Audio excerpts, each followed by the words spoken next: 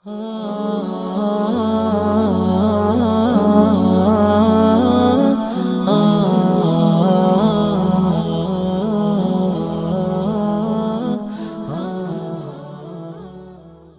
dhageysatay inay aad u yarta ninka ugu ron inuu rahmado u yiraahdo kulli sheekhu uu duubi doonaa dib aan ka dhageysan doono inuu dib u dhageysan qatarteeda marka leedahay arag dadka kale say u shaqeynayaan waxa dhacday waqtiyada kamida ayaa diyaarad duulaysa ee loo bixiyay al-mustashfa al-ta'ir isbitaalkii duulayay loo bixiyay diyaaradda ahaa ba waxa ay diyaaraddaas ka soo degtay garoonnada hindiya ugu weyn bay ka soo degtay diyaaradda inta aanay soo degin ka hor waxaa la cilaamiyey maalmo ka hor ayaa waxaa dadka la wargelinayay inay iman doonto diyaarad iyadoo noocan ma dhakhaatiirtii oo dhan xambaarsan oo al-mustashfa al-ta'ir lagu magacaabo oo iyadu all facilities available state of the art wax alla wixii diyaarad isbitaal looga baahan yahay marka wadata dabcan diyaaradda iyada waxaan ka hadlaynaa marka waxaan rabaa inaad imaginationkiinu ila gaaro qaaradda aan ka hadlay waa meesha hindiya waa meesha dadku ay dhahaan nabi aadam baa ku soo horeeyay waa meesha dadka firki ugu badnaa nabi aadam halka uu ku tarmow waxaan ka hadlaynaa dad millions and millions baan ka hadlaynaa maaha inteenan yar maaha waxaan ka hadlaynaa dad cadadkaas aan ka hadlaynaa waxaanu ka hadlaynaa millionskaas inta fuqarada ay ku jirto waad ogtihiin adduunyada marka laga hadlayo yaa ugu faqiirsan hindiya dadka ugu badan inay joogaan marka laga hadlayo cudurrada marka laga hadlayna inta lugaha la inta indhaha la inta gacmaha go'an inta sida kale u curyaaman marka laga hadlayna xaggaasi ku badan yahay waa dareemi kartaa marka iclaanka inta la sameeyo la yiraahdo waxaa jiri doona waa la isdaaweyn doona dawaduna waxay noqon doontaa dawo free waxba aan laga qaadanayn waa dareemi kartaa dadkaasu sida xajka dadka jamaraadka tuuranayo ay u sii seexdaan meesha ama marka la yiraahdo meel ba wax laga soo jibay dadku say u tagaan ayaa habeenkii meeshaas dadku waa la istubay khalqi ilaahi subxaanahu wa ta'ala ogi diyaaraddu aad bay u weyntaa nin daaciya qoraya qisadan iyada isagoo meel ka soo xiganaya diyaaraddu dabcan waxa soo kireeyay bay leeyihiin nin la dhihi jiray B party oo mar 82gii idaaradii Ronald Reagan ku jiray mar isku soo sharaxay 87kii meelaha isku soo sharaxay inuu madaxweyne uu ka noqdo xaggaas oo dhowr jeer ku fashilmay waa ninka nin masiixiye hadafka taa'irada ama diyaaradda meesha u soo degta waxay tahay dadka meesha isugu yimid midkii indhaha loo fiiqi karo midkii lugaha loo toosin karo adigu waxyaabaha degdega ee la boobsin karo ee lacag la'aan marka lagu sameyn karo safna wala soo geli laakiin nin walba ee la daweeyay tabliiq baa lagu sameeyaa marka 5 daqiiqo ilaa 7 daqiiqo waxa laga gaarsiinayaa Jesus inuu yahay the son of God inuu ilaahay subxaanahu wa ta'ala u dhalay waxa laga dhaadhicinayaa trinity-gii oo tathliithkii saddexda ilaah baa laga dhaadhicinayaa waxa laga dhaadhicinayaa divinity of Jesus waxa laga dhaadhicinayaa inuu ilaah yahay waxa laga gaarsiinayaa tabliiqa nin dhibaataysan shilmaad yarna ay u wehliyaan in yarna lagu tabliiqay oo xogaa baashi iyadoo si uun marka u lalaysa lagu tuuray waa dareemi karta isagoo farxsan meesha ka soo tegay una dhaqaaqay diyaaraddaas waxa la sheegaa intaasoo bilyan waa lagu soo kireeyay waxay ku leeyihiin maalinta ugu horeysa kaliya 15,000 oo operation baa la sameeyay maalinta ugu horeysa 15,000 operation garoonka dhexdiisa lagu sameeyay oo baahna meel ay iyadu ay marka ay ku degto oo baahna kaliya waxay bixinayaan kaliya taxationka oo mataarka inta lagu jiro oo kaliya khalqigaas oo dhan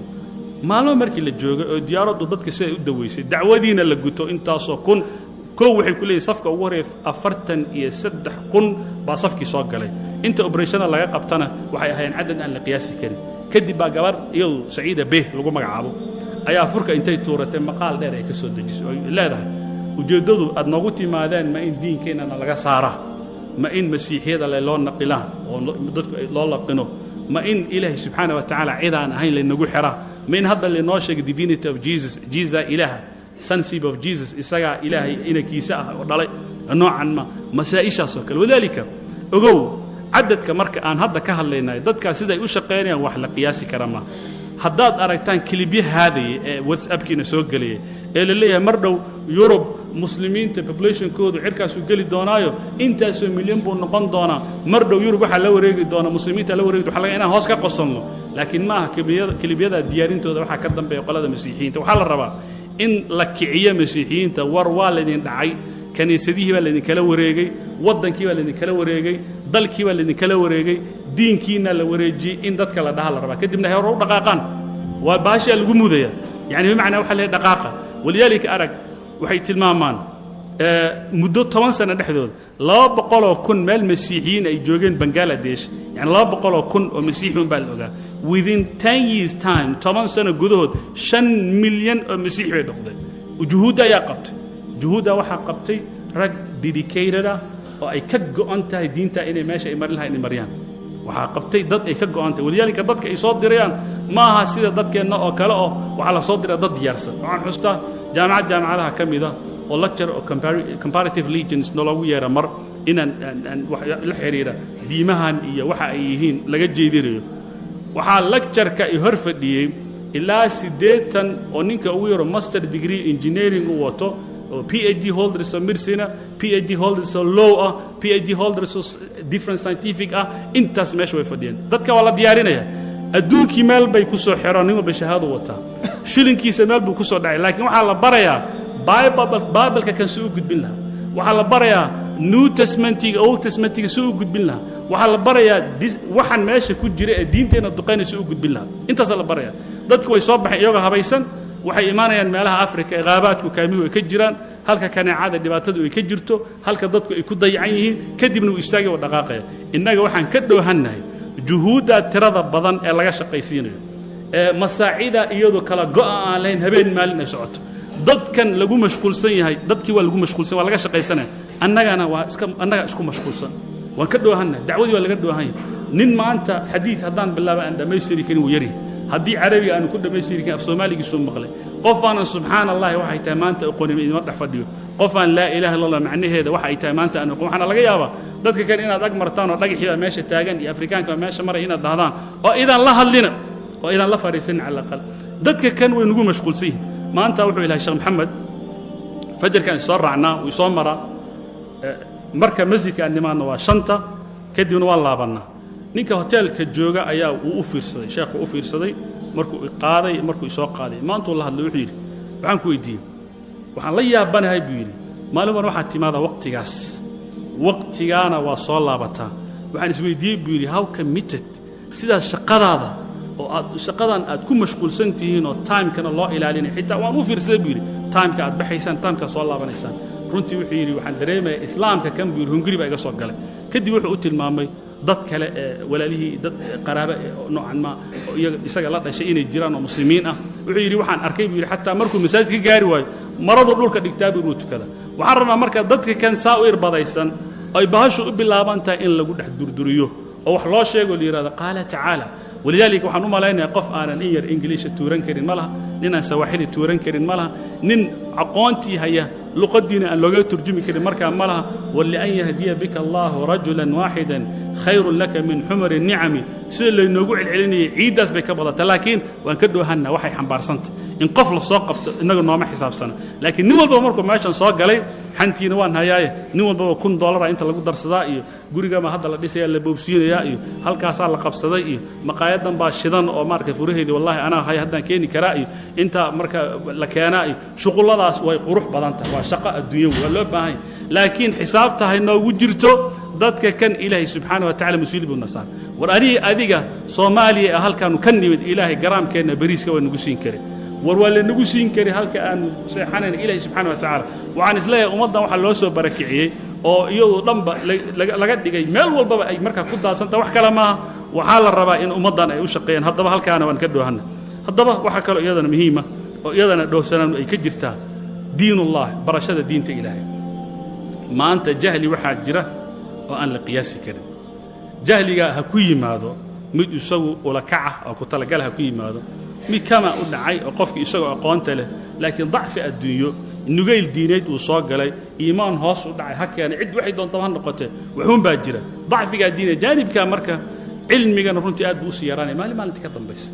cilmiga dadku ajaa'ibta waxa ay tahay qofkii inuu aqoontiisu inay kor intay tagto akhlaaqdiisu hoos ay tagto ama in akhlaaqdiisu ay wanaagsanaato haddana jahli farabada ilaahay ku caabudo waan ogtiin fil qur'aan al-kariim haddaan ku tukanaynay 17 jeer baan ku tukanaa oo aan soo celina faatixada ghayr al-maghdubi alayhim wala ad-dallin ilaahay in lagu caabudo jahli raadi kama jalla wa ala iyadoo aqoontii la leeyahana in la garab mara ilaahay raalli kama labada xaaladoodba innagaaba mar walba aamiinta mar walba isu hayn taa mawduuca in lagu baraarugo jahliga dhibku keeni kara waxa kamid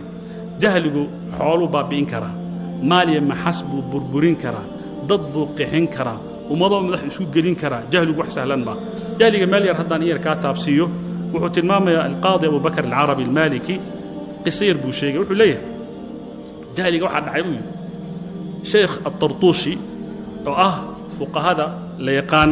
ee al-Mashriq al-Andalus وماشى maanta loo yaqaan Spain iyo Portugal oo 800 sano muslimiintu ay ka talin jireen oo islaamkuna welina raadkii islaamka uu ka muuqdo aakhir xisn laha qarnaatawati waxa ku dhacay ogtiin taariikhdu in badan baad maqasheen waa baasij aad u dheer ninka marka wuxuu nin faqiiha aad nacaan wagaga ah area-da dhulka marka degan wuxuu yimid marka masjid buu soo galay inuu tukado markuu masjidku soo galay sheekh at-Tartushi geeska waxa fadhi ibn al-Arabi al-Maliki ninkan macruufka ah ayaa meesha fadhiya masjidka taban isagu marka nin iska fadhiyo iska wardinaya buu sheekh markuu soo galay taban wuxuu bal salaad sunnah tuko salaadii sunnada marka intuu tukanay qisadan al-Imam al-Qurtubi fi tafsiirihi uu soo naqlinaya ayuu wuxuu sameeyaa marka uu Allahu akbar markuu takbiiradii gacmuhu kor u taagay marka uu kor u soo istaagna sami'a Allah gacmuhu kor u taagay rafciga kan marka Allahu akbar leh gacmaha in la taago marka la soo kacana gacmaha in la taago rafciga waa rafci sugan oo sunnadana ahadiithan ku sugan laakiin riwaayad ay al-Malikiyada agtooda mashhuurka ah waxay tahay in la raf'a fi hatayn al-halatayn ina gacmaha kor loo taagi ma lama ogola agtooda sheekh at-Tartushi nin caalim ah sunnadana ku taagna sida ay tahay u raacay ayaa wuxuu khilaafay riwaayadii mashhuurka ahayd ee Malikiyadu ku amal falaysay ahayd ina gacmaha kor loo taagin takbiirada marka la galiyo marka la soo kor noqonayo markii sida ay dhacday kadib arrinkii baa dadka kor ka kala socday bay arrinkii bay dhibsadeen ninka marka odayga ka ahaa Marines ka watay head of Marines ahaa meesha ku jiray baa intuu xanaaqay ayuu wuxuu yiri war ninkan hala soo qabto intaad qabtaan kadibna kow ka siiya badana ku riday intaad dishaan badda ku riday wuxuu leeyahay ibn al-Arabi markii aan arkay buu yiri markuu leeyahay kaada fatara qalbi min bayni jawarihi anu ad u naxsan sidee qof bini aadama عالمنا مسألة ديني أو سنة النبي صلى الله عليه وسلم كسر يسن كعمل فلي لقى يا أبا دي حتى مسألة مرجوحة إيتها لقى أود بديها هارك ولا جاري كراني كان إنت الله ساقب طلع كرجوي بدنا الرعي مصورة قلبه كدي بقى إنسان سوء استاج ابن عربي إن اللي دقيسوا هذا الكيس اللي دقيسه أرجو مركب وشرح وير وروحان والروايات نوعا ما النبي صلى الله عليه وسلم بكسقناتي إنك سو مذهب كمالكي عشان هو مش سهول كدوان مركب إيتها عليه مركو تمام الإمام القرطبي أرك جهلي ماشوا جاري أحد الدعاة وعليه والكتاب وعليه تأمل جهلي نينكن مركب مسألة ذا جاهل كليه محي كيني لهي هدان ابن عربي لولا الله جل وعلا لولا التدخل ابن العربي إيو ثم هدان ماشي جين لولا الله جل وعلا ثم تدخل ابن العربي هدان يجيري لهي نينك ولا دي لها صومة سلم إذا نين هدا كور هندي انتو تجي لأنه عما فرت نحي مركي اللي جاري تشهد كمركي اللي جاري طبعا والله قد فرتها قفلة قشي هلا قوية بحب الله نحن حنين باشا يعني هلا قوي وحكمل